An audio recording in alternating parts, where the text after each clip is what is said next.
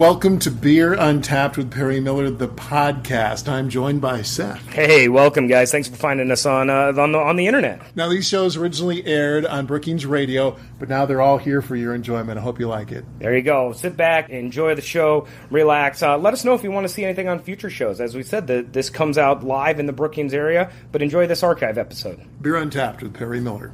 Welcome to Beer Untapped with Perry Miller. The weather's turning cooler, the leaves starting to drop, and a young man's fancy turns to thoughts of delicious autumn beers. Among the many highlights of fall are some great seasonals, fresh hopped gems, a whole range of pumpkin beers, and my personal favorite, the Marzen or Oktoberfest beers. Fall is the best time in Brookings. As a matter of fact, it's our favorite time in Brookings, but it's also a good time for beers. You know, you have the classic Oktoberfest coming up, and for those that followed the radio show, they may know that Oktoberfest is actually a September event. We have some Oktoberfest beers on right now. A fun fact about Oktoberfest is they're really only supposed to be called Oktoberfest if they're brewed in Munich. Other than that, they're supposed to be called Marzen beers. The other fall beers, pumpkin beers, you know, you start getting into box, you start getting into deeper beers, you get into your Marzens, you get into your Oktoberfest. And I think something that has been wildly popular now, because the season is right, is you start getting into your fresh hop beers. So we're starting to harvest hops.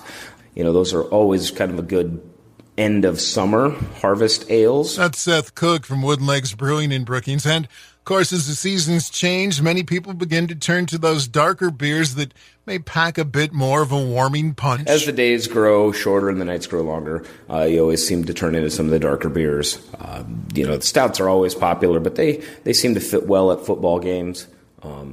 The fresh floral hoppy ones seem to always sell, but they lose a little bit of ground when the days turn cold. You start getting into some Scottish ales and some thicker, maltier beers. You'll recognize this when you go to a mixer sixer at the store there, that the seasonal elements begin to change. And of course, we have to mention pumpkin. Oh yes, time for the pumpkin spice lattes, pumpkin bisque.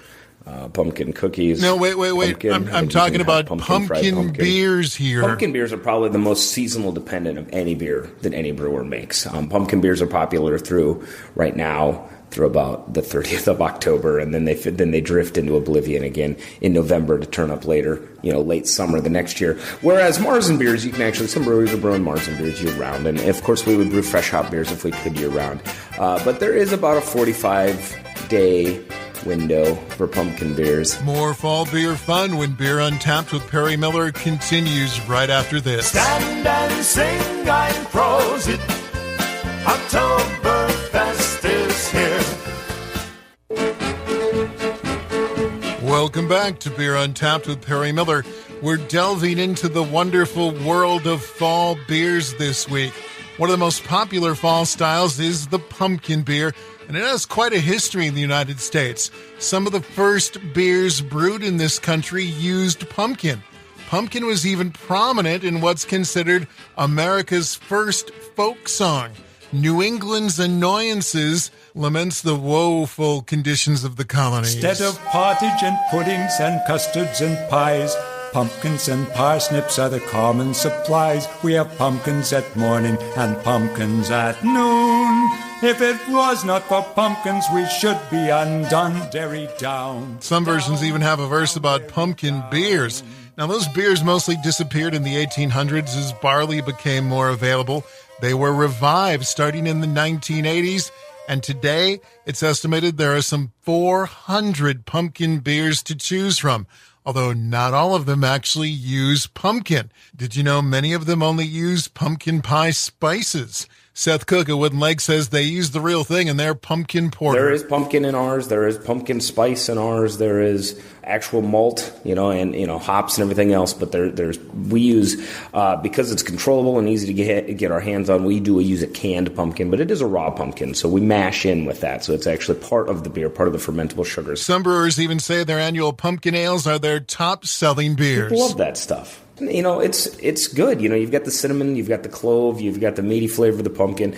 There are a lot of fun. Now let's turn to Brookings Liquor Store and our beer guide, Drew Eklund. He says they have a lot of great fall beers on hand, including their top-selling Oktoberfest. Sam Adams Oktoberfest is still the king by quite a wide margin, and there's good reason for that. $8.99 a six-pack here. New to the list this year is Odell's Oktoberfest. It's $1 more, and I think it's worth that extra $1. It's my favorite Oktoberfest. It's that good. It's a perfect balance of hops, caramel malt, and spice. They have several others, including the authentic German Oktoberfest brands for you to check out. And Drew says they have plenty of new stuff, including several from a brand new brewer to South Dakota, Anderson Valley. Out of Boonville, California. It's solar powered. Six-pack cans. The first one is called the Kimmy, the Yink, and the Holy Goes Ale. It's a Goes style. $8.99 for the six-pack can. Goes is really starting to grow on me as a style. It's becoming one of my favorites. Zesty, slightly salty, dry finish, delicious. We also have a Boont Amber Ale from them, $8.99 again. Hop Otten IPA, also $8.99. And then a couple of bombers from them as well. Bourbon Barrel Stout, $8.99 for the 22-ounce bottle. It's actually aged in Wild Turkey bourbon barrels. So if you're a Wild Turkey fan, you should gobble this up. They also have it's called Pinchy Jeek Barrel. It's a bourbon barrel pumpkin ale, $8.99 for the 22-ounce. It's again, aged in Wild Turkey bourbon barrels with pumpkin and spices. And the big news, Founders Brewing Beers now available in bottles and cans at the Brookings Liquor Store. It's been in town for a while, on tap. Now we have the packaged products. All Day IPA, excellent solid session IPA. These will all be $9.49 a six-pack. Centennial IPA, almost drinks like a double IPA. It's pretty heavy. Their porter, flavors of chocolate, coffee, very rich, good sipping beer. My favorite that I've tried from them is called Dirty Bastard. It's a Scotch-style ale. It's big, it's hoppy, it's boozy, it's smoky, it's just great for this time of year. That's it for this week's edition of Beer Untapped with Perry Miller. So kick back with your favorite Oktoberfest or pumpkin brew and enjoy the beautiful days of autumn. Until next time, drink local and drink responsibly.